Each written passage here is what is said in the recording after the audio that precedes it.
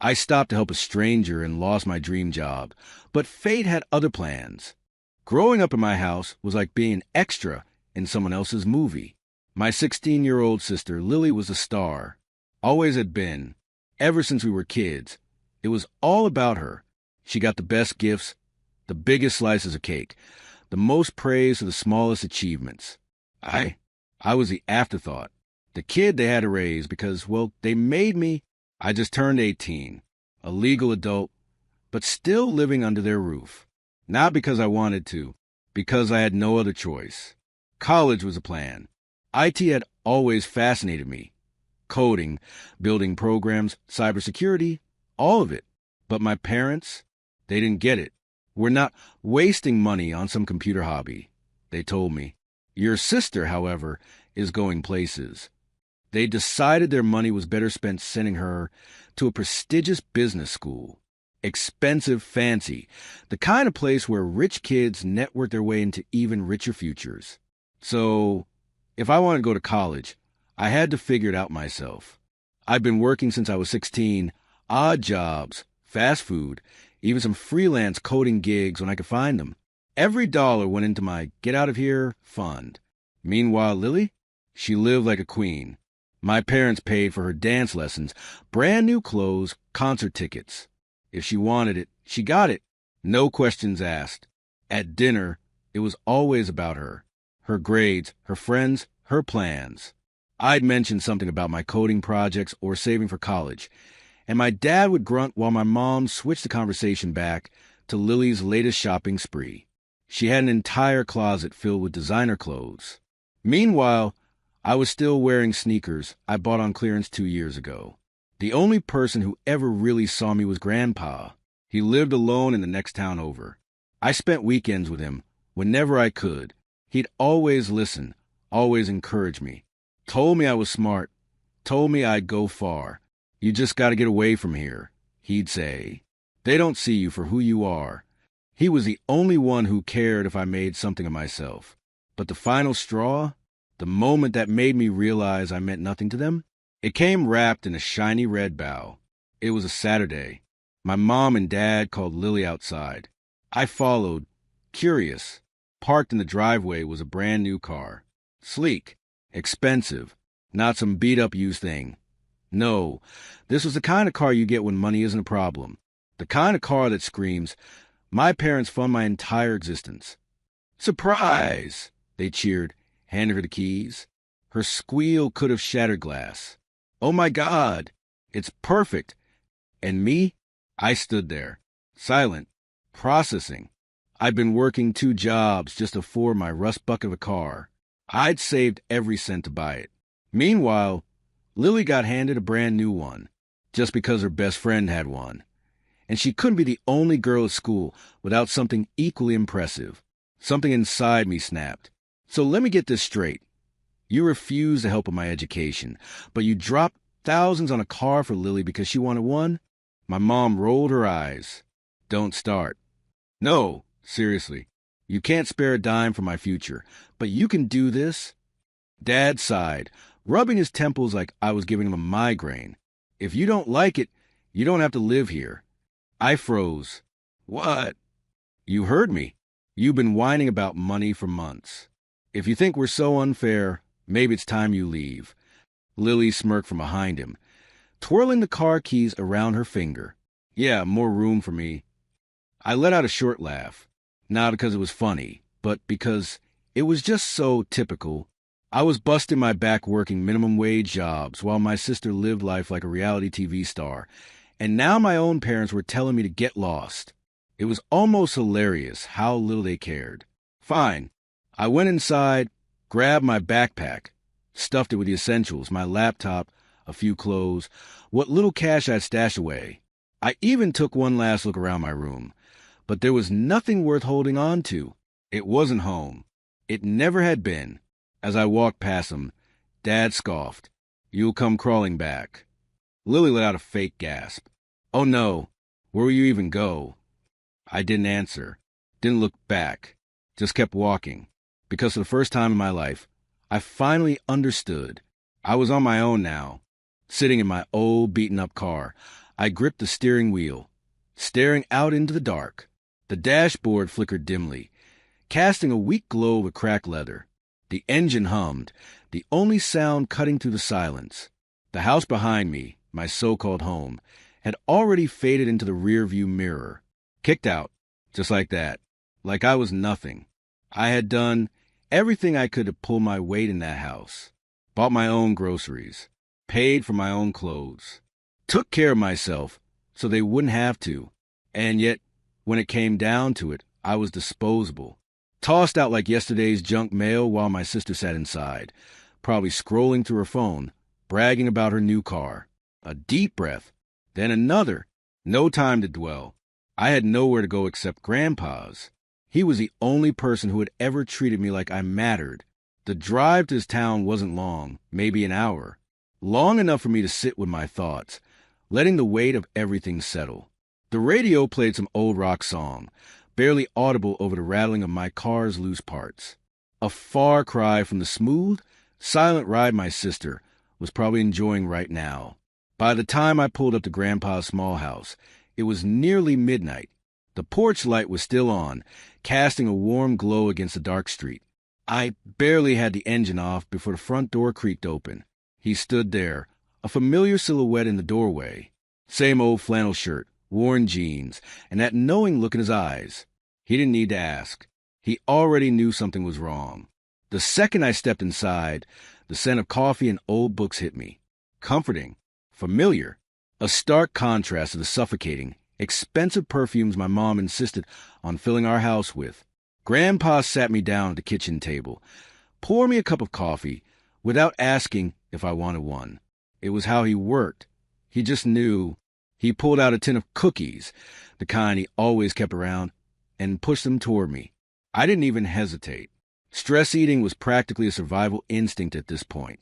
I told him everything, from my parents' blatant favoritism to the final, humiliating moment of being told to leave. He listened, nodding slowly, eyes thoughtful.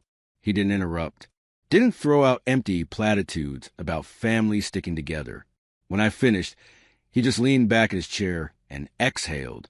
Then he said the words I didn't know I needed to hear. I could stay for as long as I wanted. No strings attached. I didn't realize how much tension I'd been carrying until that moment. It felt like a weight had lifted, like I could finally breathe again. Grandpa owned a small convenience store, the kind of place where locals stopped by every day just to chat. I started helping out there, stocking shelves, handling the register, even fixing his outdated computer system. It wasn't much, but it felt good to be useful. And for the first time, I wasn't just existing, I was building something for myself.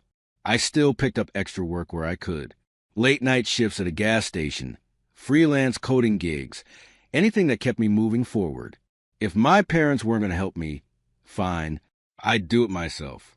One evening, as we closed up the shop, Grandpa leaned against the counter, watching me count the register. His voice was quiet when he finally spoke. He told me he had always noticed it, the way my parents treated me differently, even when I was just a kid. How they would praise Lily for the smallest thing while brushing off anything I did. How they never seemed to care if I was struggling. He'd brought up once years ago, told them they should be more fair. They hadn't taken it well, told him to stay out of their business. Said he didn't understand how they raise their kids. So he had stopped arguing, but he hadn't stopped seeing. Instead, he did something about it. Over the years, he had quietly been putting away money for me. He opened an account, made small deposits whenever he could. Not much at first, but little by little, it grew. By now, it was enough to cover tuition at a decent college. Not some Ivy League school, but a good one. Enough to get my foot in the door.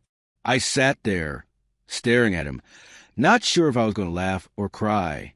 He had done more for me in that moment than my own parents had my entire life. I applied to a university nearby, one with a solid IT program. Got accepted. Started classes within the year. I threw myself into my studies, determined to make something out of all of this. My professors took notice. My projects got recognition. For the first time, I wasn't just the overlooked kid in the background.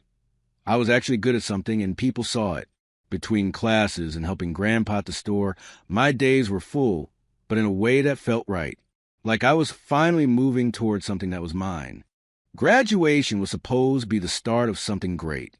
For years of hard work, countless late nights, and more cups of coffee than I could count had finally paid off.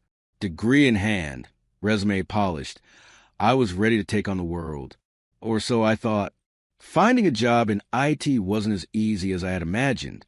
The job boards were flooded with positions, but they all had one thing in common. Minimum 3 years of experience required. How was I supposed to get experience if no one would give me a chance?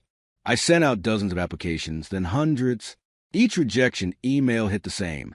We regret to inform you. We have chosen another candidate. We encourage you to apply again in the future. Future? I needed a job now. I tried everything. Networking events, LinkedIn connections, even cold emails to hiring managers. Nothing worked. I felt like I was running in circles, stuck at the starting line, while everyone else was already halfway through the race. Then, out of nowhere, an email popped up in my inbox. A major tech company, a name everyone knew, was interested in me. They had seen my projects online and wanted to bring me in for an interview. It wasn't a dream job, just an entry-level assistant programmer position. But in a place like that, the opportunities were endless. If I got in, I could work my way up. This was my shot. The interview was set for Monday morning, sharp. No second chances, no reschedules. I had to be there on time, dressed well, ready to impress. They made it clear. There were plenty of other candidates, and they wouldn't wait for me. I wasn't taking any risks. I mapped out my entire trip in advance. The company was in a major city, a few hours away. The highway ran through a stretch of forest, not much traffic. But that was fine. I'd leave early, give myself extra time. No excuses. Sunday night. Grandpa sat with me at the kitchen table as I packed my things. He slid a steaming cup of coffee toward me, his way of saying he was proud. "Doesn't matter how this goes," he said. "You keep your head up, stay true to yourself.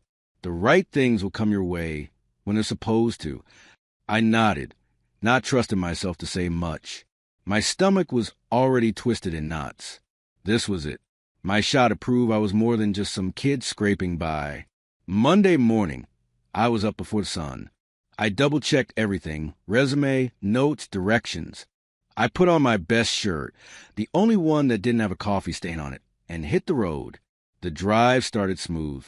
A little rain, nothing serious. The road stretched ahead, trees lining both sides. I kept the radio low, my thoughts racing faster than the speed limit. I rehearsed potential interview answers in my head, thinking about the best way to sell myself without sounding desperate. Then out of the corner of my eye, I saw it. A luxury car pulled over on the shoulder, hazard lights blinking. Expensive. The kind of car you only see in commercials. The kind only CEOs and celebrities drive. I glanced at the time. Still early. Probably just some rich guy waiting for roadside assistance. I kept driving. But something gnawed at me. What if it wasn't just some millionaire with a dead battery? What if someone actually needed help? This road was practically deserted. No gas stations, no tow trucks rolling by. I tapped my fingers on the steering wheel, debating with myself. I wasn't a mechanic. What could I even do? Offer moral support? Grandpa's words echoed in my head. The right things will come your way when they're supposed to. I sighed, gripping the wheel. I didn't have time for this. I had an interview, a once-in-a-lifetime chance. And yet, my foot eased off the gas. A few seconds later, I was pulling a U-turn and heading back toward the car. As I pulled up beside the stranded car, rain drizzled lightly on my windshield, blurring the sleek lines of the luxury vehicle. The hazard lights flickered in the dim morning light, reflecting against the wet pavement. Something about the stillness inside the car sent a chill through me. I stepped out, my boots crunching against a gravel shoulder. The driver's side window was halfway down, and as I got closer, I finally saw her, a woman, maybe mid-40s, dressed in an expensive-looking suit, her skin pale, almost gray. Her hair, once perfectly styled, now clung to her forehead from sweat. She looked up at me, her eyes unfocused, mouth moving slightly, but no real words came out. My stomach dropped. I leaned in, speaking as calmly as I could. "Ma'am, are you okay? Do you need help?" Her lips barely moved, voice so faint I had to lean closer to hear. Something about her bag, her medicine, then it clicked. Diabetes. I'd seen it before, shaky hands, unfocused eyes, weakness. She was in trouble. I scanned the car. A designer handbag sat on the passenger seat, but she wasn't reaching for it. Her fingers trembled against the steering wheel like she was holding on to it for dear life. "Do you have insulin?" I asked, trying to keep my voice steady. She shook her head weakly. "Left at friend's house." "Great. Just great." Her phone sat in the center console. Screen black. Probably dead. And with her car's battery shot, there was no way to charge it. She wasn't just stranded. She was running out of time. I grabbed my phone and immediately dialed 911. My heart pounded against my ribs as I explained the situation, rattling off the mile marker on the highway as best as I could. The dispatcher's voice was calm, professional, but all I could focus on was a woman in the car, barely holding on. "Stay with me," I said, keeping my eyes on her. "Help's on the way." She blinked sluggishly, her breath coming in short gasps. The rain picked up, tapping against the car roof in an eerie rhythm. Every passing second felt like an hour. The sound of distant sirens cut through the quiet, and I exhaled, tension draining just a little. Red and blue lights flashed through the trees as the ambulance sped toward us. The paramedics wasted no time. They worked fast, checking her vitals, hooking up equipment I didn't understand. One of them turned to me as they lifted her onto a stretcher. "You saved her life, kid," he said, voice steady. Another 10 minutes, and it would have been too late. I swallowed hard, watching as they loaded her into the ambulance. The reality of what just happened sank in. If I hadn't turned around, if I had kept driving, she wouldn't have made it. One of the paramedics asked if I was a relative. When I shook my head, he looked at me for a moment, then gestured toward the ambulance. "You coming?" I hesitated for only a second before nodding. I climbed into my car and followed the ambulance toward the hospital. My interview was slipping further and further from my grasp, but there was no way I was just going to leave now. By the time we got there, the medical team had already taken her inside. I stood in the waiting room, hands shoved in my pockets, damp from the rain, staring at the clock ticking away my chances at the job. The smell of antiseptic filled the air, and the old vending machine hummed in the corner. I debated grabbing a coffee, but figured my stomach was already twisted enough. Minutes stretched into what felt like forever. Then, finally, a doctor walked over. "She's stable," he said. "We contacted her family. She's awake now. If you want to see her, you can." I hesitated for a second, then nodded. Inside the hospital room. She looked a lot better, color coming back into her face, hooked up to machines but breathing steadily. A blanket was pulled up around her shoulders, and she looked like someone who had just walked away from a nightmare. She turned her head when I walked in, eyes studying me carefully. "You—" she started, her voice stronger now. "You stopped." I shrugged. Seemed like the right thing to do. A small, tired smile crossed her face. Most people wouldn't have. Before I could respond, a nurse walked in and spoke with her quietly. I caught a few words. Family on the way. She'd be here overnight for observation. That was my cue. I glanced at the clock. My interview. I muttered a quick goodbye, turned on my heel, and ran out of the hospital, heart pounding. I had one last shot to make it on time. The city skyline loomed ahead as I sped down the highway, my fingers drumming anxiously against the steering wheel. My heart was still racing from the hospital, but now for a completely different reason. The interview. I glanced at the dashboard clock. 30 minutes late. No way this was going to end well. I pulled into the company's massive parking lot, barely registering the sleek glass-covered building towering over me. This place screamed money, polished steel, tinted windows, the kind of place where people wore $1,000 watches just to impress each other in meetings. I was about to walk in wearing a shirt that I'd ironed with a book because I didn't own an iron. Taking a deep breath, I rushed inside, my sneakers squeaking against the pristine tile floor. The lobby was massive, vaulted ceilings, futuristic-looking chairs that were probably worth more than my car, and a receptionist desk that could have been mistaken for an art installation. Employees move with purpose, all wearing the same "I'm too important to be late" expression. The receptionist was young, polished, and looked like she had her life together in a way I never had. When I told her my name, she gave me the kind of sympathetic look you get when your favorite team just lost a championship. "You were scheduled for 30 minutes ago," she said. "As far as I know, the position's already been filled." My stomach dropped. Just like that, months of applications, stress, and this golden opportunity, all gone because I stopped to help someone? She must have seen my face because she hesitated. "I can ask the hiring manager if there's anything that can be done. Just wait here." I nodded, swallowing hard. Minutes passed. I shifted uncomfortably in the pristine white leather chair, feeling completely out of place. I pulled out my phone, staring at the blank screen, debating whether to just walk out before they could officially reject me. Then, just as I was about to stand, the receptionist reappeared. "They'll see you," she said. "Follow me." I forced myself to stand straight as she led me through a long hallway lined with glass offices, each one filled with people typing furiously on computers or discussing things on headsets. The air smelled like expensive coffee and stress. At the end of the hall, she pushed open a sleek glass door and motioned for me to enter. Inside, behind a massive desk, sat a man who looked like he'd been personally trained in the art of making people nervous. Sharp suit, sharp eyes, and an expression that said he had zero patience for nonsense. "You're late," he said before I could even sit down. I opened my mouth to explain, but he held up a hand.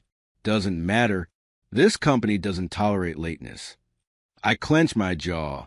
I wasn't about to sit here and make excuses, but at the same time, it stung. I wanted to tell him that I had saved someone's life this morning, that I had made a choice and didn't regret it. But he clearly wasn't interested in stories. He leaned back in his chair, studying me like I was an old laptop that might still be useful if someone bothered to upgrade it. "I reviewed your resume before the interview started. Honestly, you were our top choice for the assistant programmer role." "Wait, what?" "Unfortunately," he continued, "since you weren't here, we gave the job to the next candidate." A punch to the gut. I had been the top choice. The job had practically been mine. If I had just left 5 minutes earlier, he watched my reaction, then exhaled. "I don't believe in wasted talent. There's another position available, entry level, but it comes with company perks." I leaned forward, hanging on to any sliver of hope. "What position?" He barely blinked. "Office assistant. You'll be responsible for mail distribution, minor office tasks, and general upkeep. It's not glamorous, but you'll have access to our internal training programs. If a programming position opens up, you'll be considered." Mail delivery? Cleaning up after overpaid executives? That wasn't what I had spent years in college for. My first instinct was to reject it. But then I thought about Grandpa, about how he always said opportunities weren't just about timing. They were about staying in the game. And I thought about the woman in the hospital. If I had to choose between making it to this interview on time and saving a life, I knew I'd make the same choice again. I nodded. "I'll take it." The manager didn't look surprised. "Report to HR in the morning. You'll get your badge and details then." I stood, shaking his hand, feeling both disappointment and a strange sense of relief. I had lost a huge opportunity. But maybe, just maybe, this wasn't the end of the story. Maybe this was just the beginning. By the time I got back to Grandpa's house, the weight of the day had finally settled in. The job I'd been chasing for months had slipped right through my fingers. I had walked into that interview as a top candidate and walked out as the guy who hands out mail and cleans coffee stains off desks. I threw my keys on the kitchen counter, sank into the old recliner, and let out a breath I didn't even realize I was holding. Grandpa walked in, carrying 2 mugs of coffee, one for me, one for himself. He didn't say anything at first, just handed me the cup and settled into his chair across from me. Waiting, I told him everything. How I was late, how I lost the job, how I was now essentially a glorified janitor in a company where I had dreamed of being a programmer. But most of all, how I had stopped to help that woman, and wouldn't change a thing even if I could. Grandpa listened, nodding occasionally, his face unreadable. Then he took a slow sip of his coffee and said the one thing I didn't expect. You did the right thing. I blinked. I lost a job. No, you lost a job, he corrected. Jobs come and go. But what you did, most people wouldn't have stopped. And because you did, someone is still alive. I wanted to argue, wanted to tell him that doing the right thing didn't exactly pay rent. But something about the way he said it made me pause. He had lived long enough to know things I hadn't figured out yet. And if he believed good things came back around, maybe I should, too. So the next morning, I put on my best, I'm totally fine with this face, and showed up for my first day at work. The office was as intimidating as ever. Glass walls, expensive furniture, and people who looked like they had never worried about paying rent a day in their lives. My badge had office assistant printed in bold letters, just in case anyone forgot my place in the hierarchy. My job was simple. Clean up, distribute mail, and run errands. And, apparently, take coffee orders for half the office. Some people ignored me completely. Others made it very clear they saw me as nothing more than the help. One of those people was Jake, the guy who had taken the assistant programmer position that should have been mine. He made it a point to remind me of it every chance he got. Every morning, like clockwork, he'd slap a 20 on my desk and say, "Coffee. Black. No sugar. Don't mess it up." I never messed it up. But every single time, I imagined what it would be like to accidentally spill it on his overpriced dress shoes. I put up with it because I had a plan. The company offered free training courses to employees, even the ones at the bottom. So every chance I got, I signed up for anything related to programming, coding, or IT. I was determined to get back to where I belonged. Not everyone treated me like I was invisible. There was one person who stood out, Emily. Emily had been at the company for years. She was sharp, respected, and had a way of making people nervous when she walked into a room. Not because she was mean, just because she didn't tolerate nonsense. And for some reason, she had decided that I was worth her time. She noticed when Jake or others gave me a hard time. She didn't just ignore it. She shut it down. "I didn't know programmers needed assistants to fetch coffee, Jake," she had said once, raising an eyebrow. "Or is the job too hard for you?" Jake had shut up real fast after that. Emily took things a step further. After hours, she started helping me with coding projects. She walked me through things my online courses couldn't teach. Debugging, efficiency, real-world applications. Things that turned me from a guy with knowledge into someone who actually knew what they were doing. The more time we spent together, the more I realized she wasn't just helping me out of pity. She believed in me.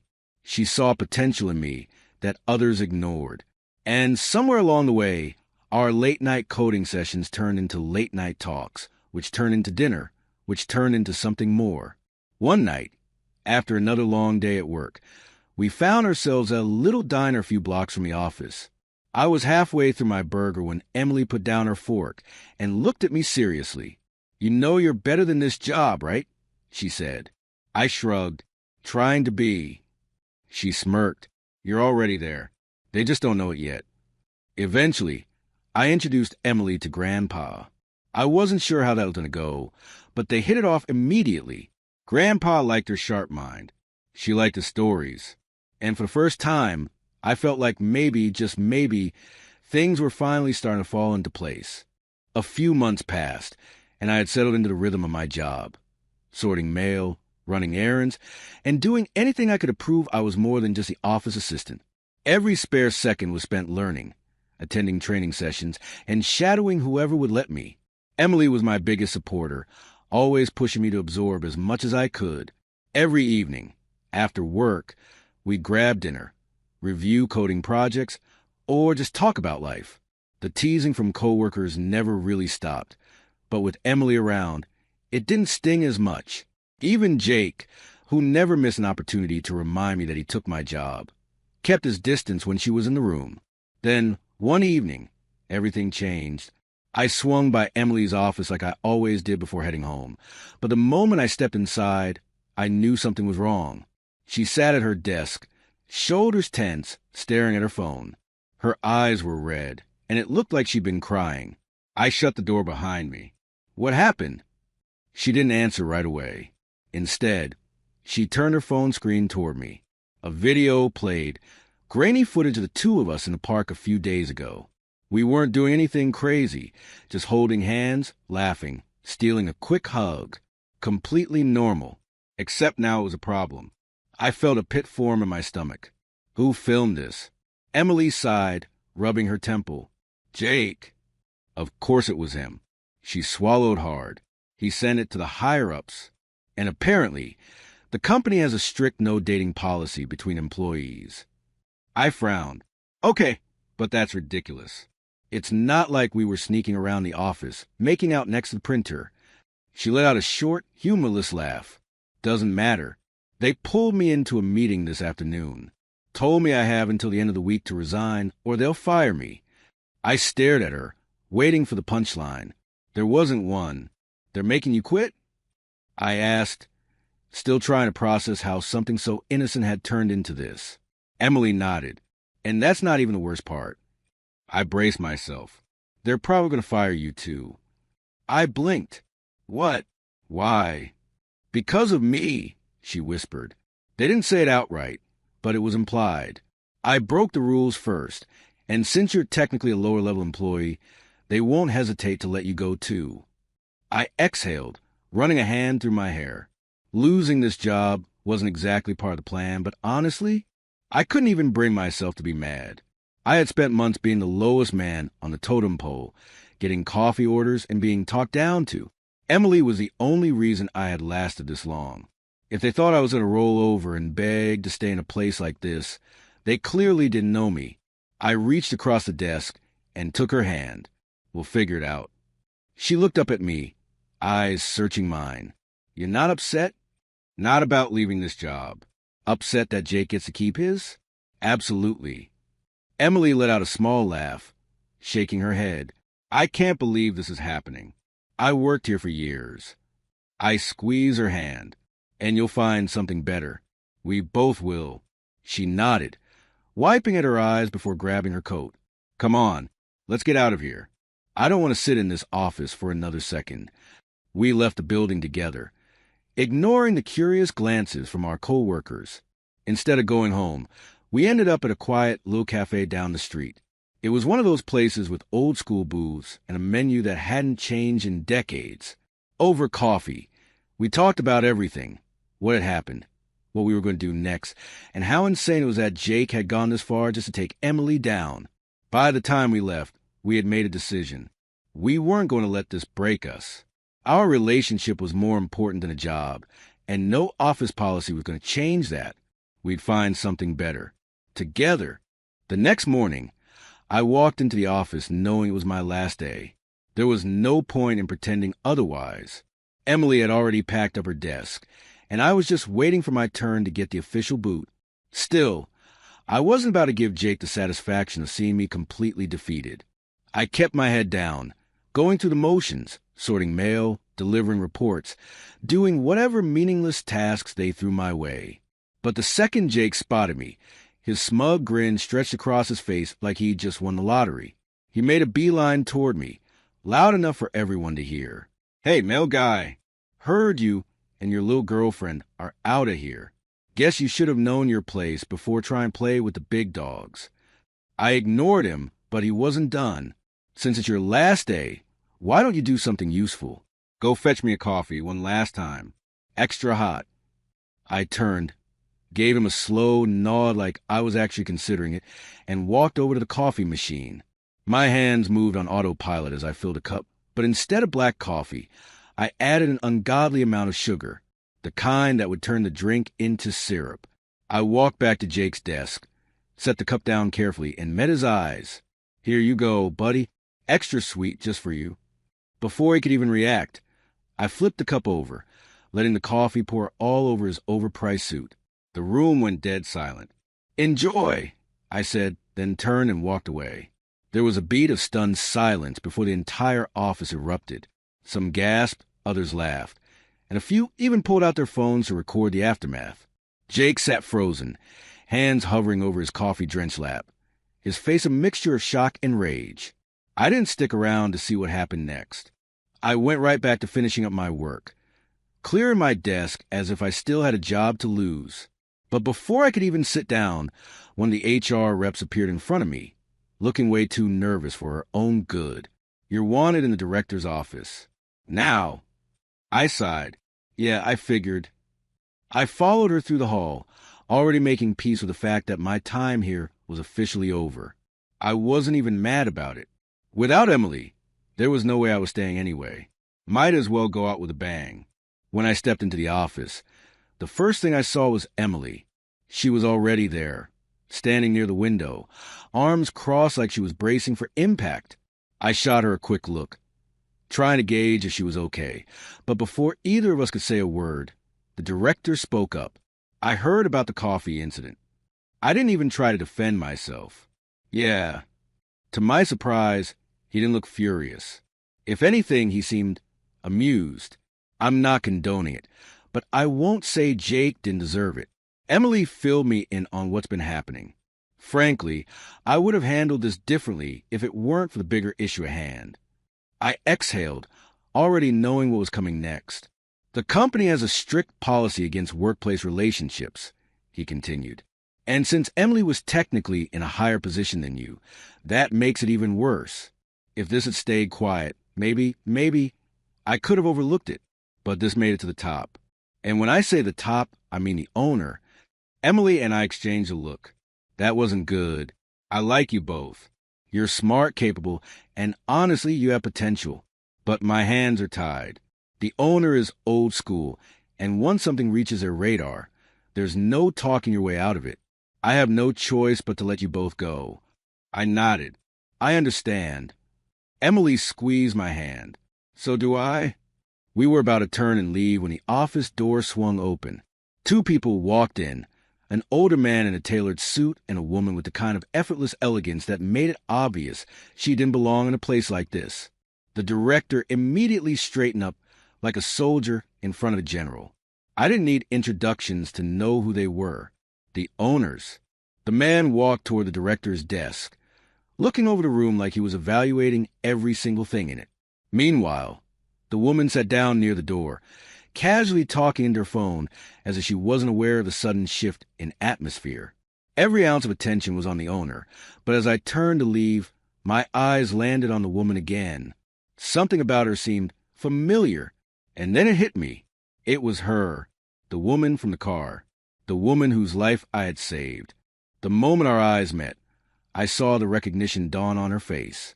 The woman, the owner's wife, the same woman I had found on the side of the road, barely conscious, fighting to stay awake in her stalled luxury car.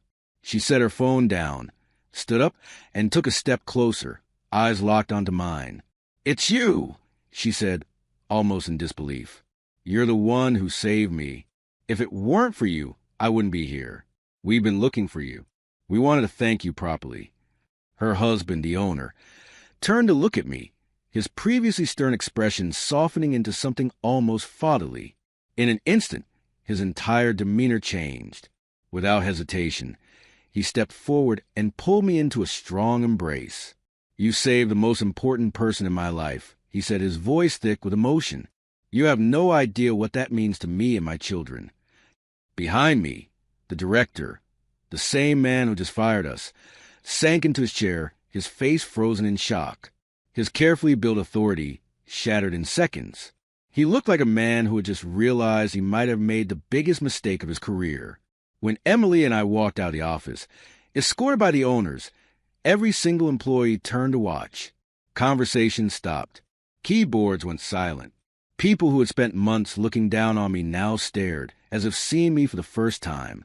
And Jake, the guy who had spent every waking moment trying to humiliate me, his face was completely drained of color, his knuckles white as he gripped the edge of his desk. His entire body looked locked in place, like his brain was refusing to accept what he was seeing. If someone had nudged him, I swear he would have collapsed on the spot. The owners took us out to one of the most exclusive restaurants in the city, where they spent the evening thanking me again, making sure I knew just how much my actions had meant to them. Then, just when I thought the night couldn't get any crazier, they dropped the real bombshell. Emily, they said, was too valuable to lose. Effective immediately, she was being promoted to assistant director of the company. She had walked into that office expecting to be fired. Now, she was second in command. Tears welled up in her eyes as she processed what was happening. I could barely believe it myself. Then they turned to me. The owner's voice was calm, measured. "You don't know this yet, but our director is transferring to another branch in a different city next month. We need someone to step in. Someone sharp. Someone we can trust. And we've decided that we want that person to be you." Silence. Absolute silence. I blinked. "Me?" The owner nodded. "You started at the bottom, and in just a few months, you prove yourself in a way that most people never do. You showed integrity, determination, and, most importantly, character. This company needs someone like you." I tried to find words, but nothing felt big enough to capture the moment. He leaned back, smiling. "And before you ask, no, the rules don't apply to you two anymore. You're both staying. Together." By the time the night ended, Emily and I were still trying to process everything. A few hours ago, we had walked into that building thinking we were about to be unemployed. Now, Emily was the assistant director, and I had somehow, against all odds, become the director of the entire company. As we left the restaurant, the owners invited us to their estate for the weekend. "You're family now," they said, "and family is always welcome." Before heading home, we stopped by Emily's parents' house. They lived nearby, and despite the insanity of the last few hours, Emily wanted them to know what had happened.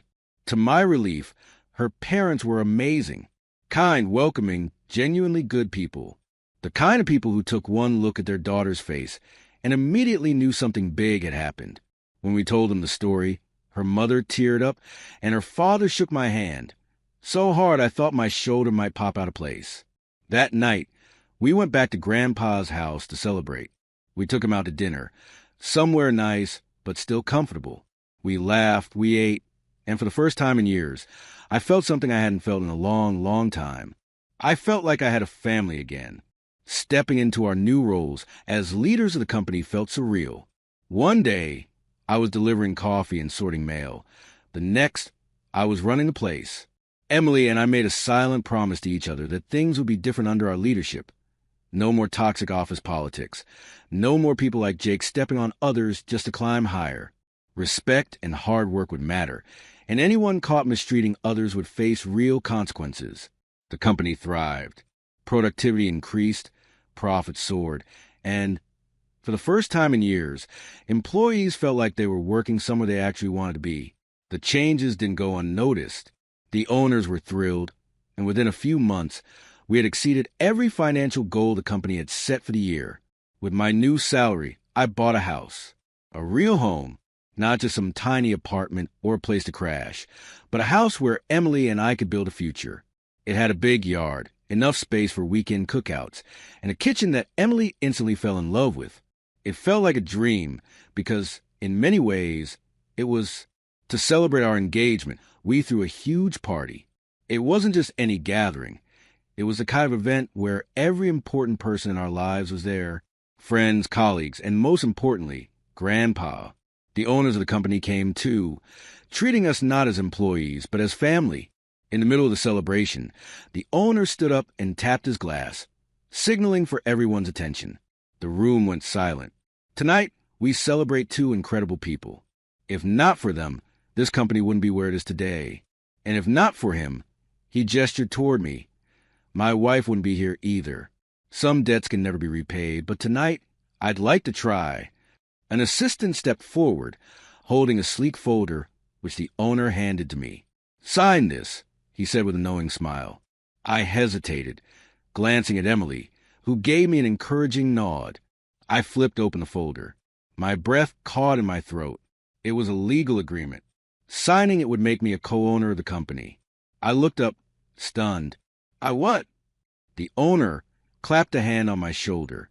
"You earned this." The room erupted in applause. People cheered. Champagne glasses clinked. And just like that, my life changed again. I had walked into that office as an intern. Now, I was a millionaire. Months passed, and life couldn't have been better. Then, one afternoon, I received an email about a candidate interviewing for a position in the finance department. My sister, she must not have known I was in charge. The interview was being conducted by Emily, now my fiancée and one of the most powerful people in the company. I decided to stop by just to see how things played out. The moment I walked in and wrapped an arm around Emily, my sister's jaw nearly hit the floor. Her face drained of color as she processed what she was seeing. What's going on?" she stammered. "You work here?" I smirked. "No, I own the place. And let me guess, you're here for a job?" She looked like she wanted the ground to swallow her whole. Yes, I applied for a role in the finance department." I exchanged a glance with Emily, who was barely hiding her amusement. "Well, we do have a position available," I said, pretending considerate. "It's the same position I started with when I first got here. You remember, right? The one where I cleaned up after everyone." Her face turned bright red. Without another word, she grabbed her purse and bolted from the office. Emily let out a soft laugh. "And people say karma isn't real." That should have been the end of it. But a few hours later, my phone started ringing nonstop. My parents. I let it ring at first, but eventually, curiosity got the better of me. I picked up. The second I answered, they launched into a breathless speech about family and helping each other out, about how I should be supporting my sister, about how family takes care of family. I let them talk. When they finally paused for a breath, I spoke. "I have a family now," I said simply. "You lost me the day you told me to leave." And with that, I hung up the phone. I wasn't angry. I wasn't hurt. I was just done. Emily wrapped her arms around me. "Are you okay?" I nodded. For the first time in my life, I really am. That night, we went home to our house, where Grandpa was waiting with dinner already set on the table. We ate, we laughed, and as I looked around, I realized something. I had everything I had ever wanted. A career, a home, a woman who loved me, and most importantly, a real family.